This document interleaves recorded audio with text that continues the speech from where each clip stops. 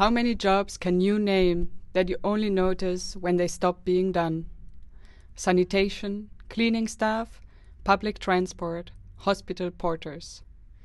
Garbage collectors, for example, most of the time are socially invisible. But when they go on strike, suddenly the city can't pretend they don't exist anymore. What was invisible before now becomes impossible to ignore. This is invisible labor, work that keeps life running but is unseen and underpaid, even though it is so essential to our daily lives. Because the labor always lands on the same people, those with less power and protection, we only notice it when it falls away. Now, what happens when the garbage isn't on the street, but when it's online? The internet is a vast space where everyone posts everything, every single day. But there are limits to what is allowed or prohibited. So someone needs to watch and collect this garbage so we have a cleaner experience whilst navigating social media. There's a mystification around the digital world. The way we understand it feels almost like a separated reality, one with more freedom perhaps, weightless. Mariah Mies describes this shift as a new understanding of reality itself. Hitherto, we had thought that reality is something one can see, touch, smell, and that can be perceived by all our senses. In short, reality means that we live in a material world, where life has a beginning and an end. The internet, however, creates a virtual world in which everything is possible, in which all borders are eliminated and death no longer exists. The internet does feel like a separate universe, one that is immaterial, detached from bodies and consequences. In a place that feels like it has no boundaries, one can imagine how the uncurated parts of humans get unleashed. It is obvious that the online world isn't clean by nature. It has to be constantly cleaned. As the internet grows, so do the regulations, the rules, the boundaries. Because there's so much horrific content circulating, and someone has to look at it, categorize it, remove it, limit it, so the rest of us doesn't have to.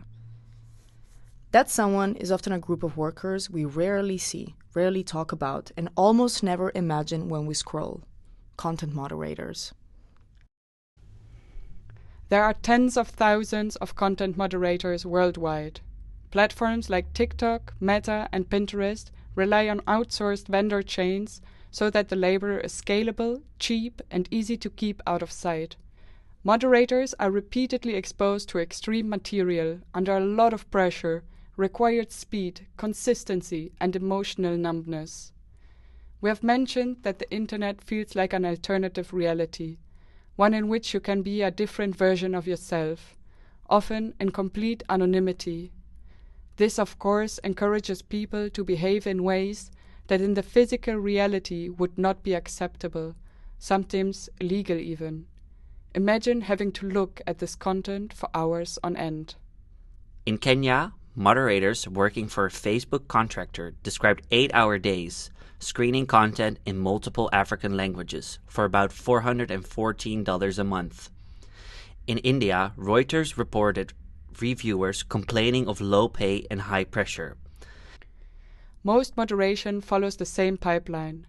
Content gets flagged by users or automated systems, routed into queues, reviewed by a human, and then actioned. Sometimes there's an appeal, sometimes there isn't. Action can mean removal, labeling, age gating, reduced reach, account strikes, or demonetization. The content can stay online and still be effectively hidden.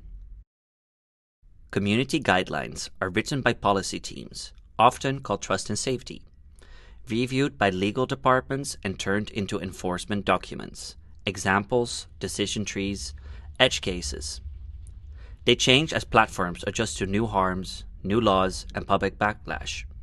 Moderators, of course, don't write these rules. Their role is simply to apply them under time pressure. It is clear that, in all realities, there needs to be clearer and defined codes of conduct, so that everyone feels safe. But we can't help but to wonder who gets to define what is considered safe, harmful, or acceptable. The content moderation is perceived as ethics, as if it's a neutral public service, protecting users, protecting communities. A female nipple, for example, is seen as unethical, whereas a male nipple is completely acceptable.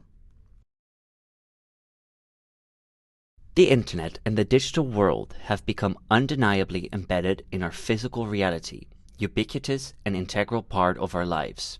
Therefore, in a just democracy, shouldn't the users participate in the creation of the code of conduct? Is it really a democracy if a group of powerful people gets to define the parameters of ethics? Knowing that who controls major social media platforms are very powerful male billionaires, what makes you think that the criteria of the content moderation suits the average person and not the agenda of the powerful?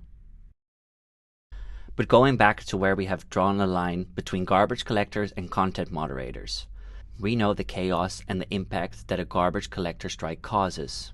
Can you imagine what would happen if content moderators would go on strike?